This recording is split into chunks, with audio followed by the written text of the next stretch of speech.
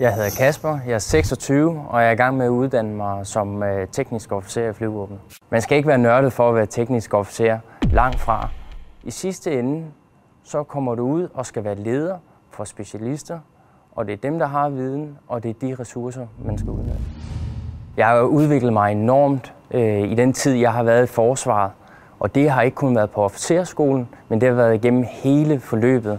Man bor sammen, man spiser sammen, man træner sammen, man gør faktisk alt sammen. Og det bidrager væsentligt til arbejdsmiljøet generelt. Jeg håber og krydser fingre for, at jeg kommer til at arbejde med logistik i flyvevåbnet. Men når det så er sagt, så er det uvist, hvor man kommer hen som teknisk officer, fordi du er bredt anvendt i systemet. Jeg mener, den tekniske linje er den bedste lederuddannelse i hele forsvaret.